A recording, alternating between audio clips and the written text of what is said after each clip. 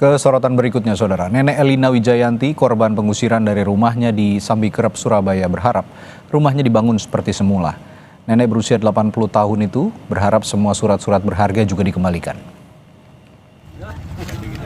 Menurut Nenek Elina, dokumen-dokumen dan surat-surat berharga terkait rumahnya masih dibawa oleh para tersangka pelaku pengusiran.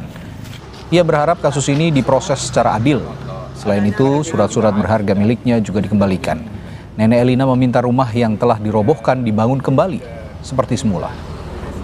Hari-hari dong di sini eksavatornya. Nah, saya tidak apa-apa, tidak berbuat apa-apa, biar menyusahkan saya begini.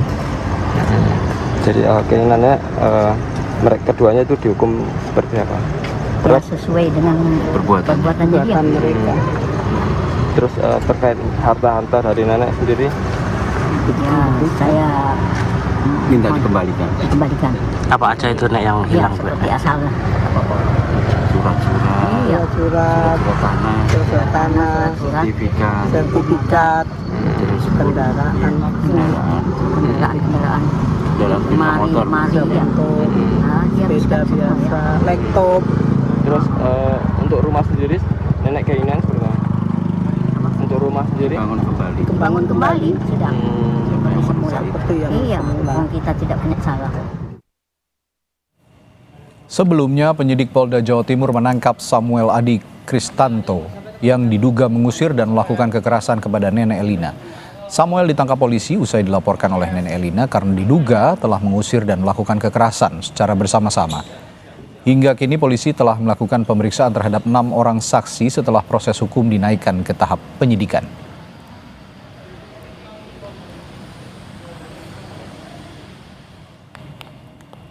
Polisi yang menaikkan kasus pengusiran Nenek Elina ke tahap penyidikan sekaligus sudah memeriksa 6 orang saksi dan 1 mobil pickup yang digunakan untuk mengangkut barang Nenek Elina juga turut disita. Sebelumnya kasus pengusiran Nenek Elina terjadi dari rumahnya di kawasan Dukuh Kubuan, Sambikerep, Surabaya, Jawa Timur. Hari ini kami bisa 6 orang saksi dan yakin bahwa kami akan proses perkara ini secara profesional, sesuai prosedur, independen dan juga sesuai fakta. Dan 6 saksi ini dari pihak mana saja nih? Dari pihak pelapor, keluarga pelapor, dan beberapa saksi yang ada di TKP. Soal kasus pengusiran Nenek Elina, Menteri Sosial Saifullah Yusuf bilang setiap kasus yang menyangkut perlindungan warga negara, terutama lansia, harus ditangani sesuai prosedur dan ketentuan hukum yang berlaku. Gus Ipul mengingatkan dan meminta warga tidak memprovokasi atau terprovokasi dan menyerahkan sepenuhnya penanganan kasus ini kepada aparat penegak hukum. Lansia, anak-anak, penyandang disabilitas itu adalah kelompok-kelompok rentan yang kita lindungi. Harus kita fasilitasi, kita berikan perlindungan. Kalau memang ada masalah, diselesaikan dengan baik, ya, supaya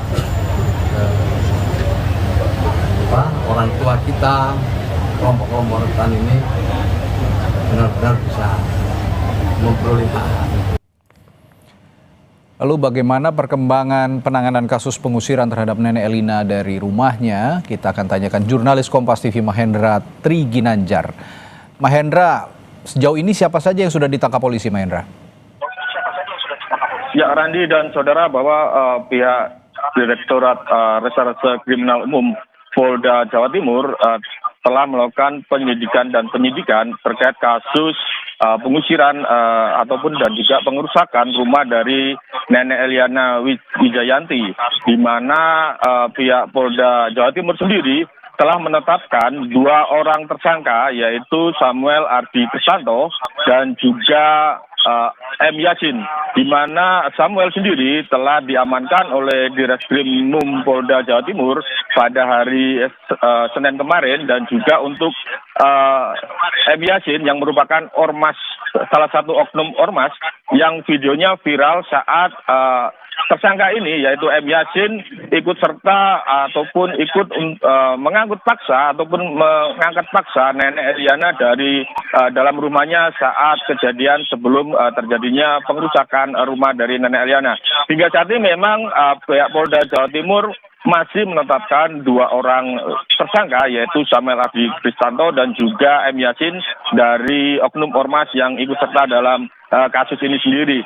Sementara itu dari pihak kuasa hukum Nenek Elina ini juga meminta adanya penyidikan terkait mafia tanah, di mana memang dalam kasus ini adalah merupakan kasus jual beli tanah yang melibatkan Samuel, di mana pihak kuasa hukum Nenek Elina ini meminta pihak Polda Jatim juga menyelidiki adanya dugaan mafia tanah, di mana dalam AJB ataupun jual beli, akta jual beli yang dilakukan oleh Samuel ini sendiri terdapat berbanyak kejanggalan, di antaranya adalah surat AJB ini terbit pada bulan September 2025 kemarin, di mana memang kasus ini sendiri terjadi pada bulan Agustus tahun 2025 ini sendiri.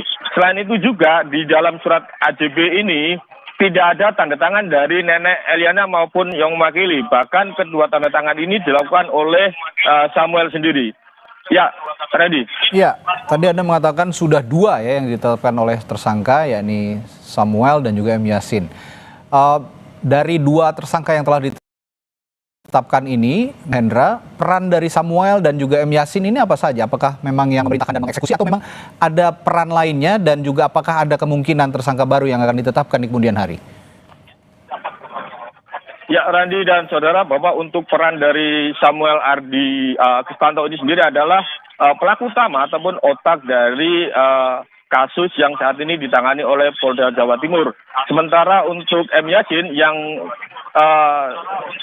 menyerahkan diri pada hari Senin kemarin di Polsek Wonokromo, ini adalah berperan sebagai ataupun ormas yang ikut serta dalam memaksa ataupun pengeroyokan bersama dalam kasus Nenek Eliana sendiri. Sementara itu untuk tersangka lain tidak menutup kemungkinan Polda Jawa Timur ataupun penyidik dari Ditreskrimum Polda Jawa Timur untuk mendapatkan tersangka baru, karena memang dalam kasus pengerusakan dan juga pengeroyokan ini dilakukan secara bersama-sama lebih dari 2 orang yang saat ini sudah ditetapkan sebagai tersangka. Namun untuk tersangka baru ataupun adanya tersangka lain selain 2 tersangka yang sudah ditetapkan ini masih dalam proses penyidikan oleh penyidik dari Ditreskrimum Polda Jawa Timur. Ya, Randy. Baik, terima kasih laporan langsung Mahendra Tri Ginanjar dari Surabaya, Jawa Timur.